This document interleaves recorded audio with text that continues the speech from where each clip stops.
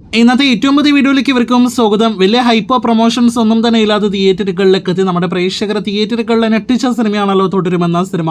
ആ family thriller cinema വെച്ച് ഇപ്പോഴത്തെ ലാലേട്ടൻ ഇന്ത്യൻ ബോക്സ് ഓഫീസിൽ തന്നെ വേറെ ലെവൽ നേട്ടങ്ങൾ നേടിയെടുക്കുന്ന ഒരു കാഴ്ചയാണ് നാം ഈ മാസം കണ്ടുകൊണ്ടിരിക്കുന്നത്. മാർച്ച് 27 തിയേറ്ററുകളിലേക്ക് എത്തിയ എമ്പുരാൻ തിയേറ്ററുകളിലേക്ക് എത്തിയിട്ട് ഇനിയും 50 ദിവസങ്ങൾ പോലും പിന്നിട്ടിട്ടില്ല. ഇപ്പോഴത്തെ എമ്പുരാൻ തിയേറ്ററുകളിലേക്ക് എത്തിയ 50 ദിവസങ്ങൾക്കുള്ളിൽ ലാലേട്ടൻ എമ്പുരാനിലൂടെയും തുടരുമെന്ന സിനിമയിലൂടെയും 200 കോടിയിലധികം വേൾഡ് വൈഡ് ഗ്രോസ് കളക്ഷൻ കാണിച്ചു തന്നിരിക്കുകയാണ്. ഇങ്ങനെ തുടർച്ചയായിട്ട് 200 കോടിയിലധികം വേൾഡ് വൈഡ് കളക്ഷൻ നേടിയെടുത്ത താരങ്ങളെ കുറിച്ച് ഇന്നലെ ഒരു വീഡിയോയിലൂടെ പ്രേക്ഷകരെ അറിയിച്ചു. എന്നാൽ ഈ കുറഞ്ഞ ഗ്യാപ്പിനിടയിൽ, അതായത് 50 ദിവസങ്ങൾക്കിടയിൽ 200 കോടി 2 സിനിമകളിലൂടെ നേടിയെടുക്കുന്ന വേറൊരു ഇന്ത്യൻ താരവും ഇതുവരെ പിറന്നിട്ടില്ല എന്നാണ് പ്രേക്ഷകർ അറിയിക്കാനായിട്ടുള്ളത്. ഇനി പിറക്കാനുള്ള സാധ്യതയുമില്ല.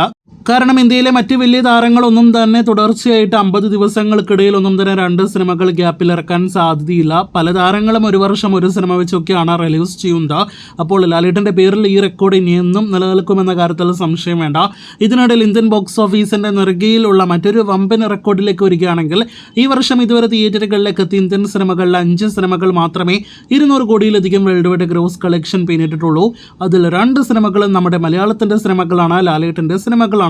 ഇനി ഇന്ത്യയിലെ വിവിധ ഇൻഡസ്ട്രികളിൽ 200 കോടിയിലധികം വേൾഡ് വൈഡ് ഗ്രോസ് പിന്നിട്ട വിവിധ സിനിമകളിലേക്ക് വരികയാണെങ്കിൽ, ബോളിവുഡിന് ഒരു 200 കോടിയിലധികം കളക്ഷൻ പിന്നിട്ട സിനിമയാണുള്ളത്. അത് ചാവ എന്ന സിനിമയാണ്. ഹോളിവുഡിനും ഒരു 200 കോടി കളക്ഷൻ പിന്നിട്ട സിനിമയാണ് നിലവിലുള്ളത്. അത് ഗുഡ് ബാഡ് അഗ്ലി എന്ന അജിത് നായ്ക്കനെ എത്തിയ സിനിമയാണ്. അതേസമയം ടോളിവുഡിന് ഒരു 200 കോടി കളക്ഷൻ നേടിയെടുത്ത സിനിമയാണുള്ളത്. അത് സംക്രാന്തിക്ക് വസ്തുരം എന്ന സിനിമയാണ്. ഇങ്ങ് മോളിവുഡിലാണ് 200 കോടി കളക്ഷൻ ഉള്ള സിനിമകൾ. അത് രണ്ടും നമ്മുടെ ലാലേട്ടന്റെ രാജാവിന്റെ പേരിലാണ് എന്ന് പ്രത്യേകം അറിയിച്ചു കൊള്ളട്ടെ. ഇനി അടുത്തൊരു നേട്ടത്തിലേക്ക് കൂടി വരികയാണെങ്കിൽ, ഈ വർഷം നിലവിൽ ഓവർസീസിൽ ഏറ്റവും ഉയർന്ന കളക്ഷൻ നേടിയെടുത്ത ഇന്ത്യൻ സിനിമ അത് എമ്പുരാൻ എന്ന സിനിമയാണല്ലോ. 2ാം സ്ഥാനത്ത് ഇന്നലെ വരെ ചാവ എന്ന സിനിമയായിരുന്നു. എന്നാൽ ഇപ്പോഴത്തെ ചാവയെ മറികടന്നിരിക്കുകയാണ് നമ്മുടെ തുടരും എന്ന ഫാമിലി ത്രില്ലർ സിനിമ എന്നാണ് ഇപ്പോൾ പ്രേക്ഷകർ അറിയിക്കാനായിട്ടുള്ളത്. എമ്പുരാൻ എന്ന സിനിമയ്ക്ക് ഫൈനൽ ഓവർസീസ് കളക്ഷൻ $16.90 മില്യൺ ആണെങ്കിൽ, ചാവ എന്ന സിനിമയുടെ ഫൈനൽ ഓവർസീസ് കളക്ഷൻ $10.30 മില്യൺ ആയിരുന്നു.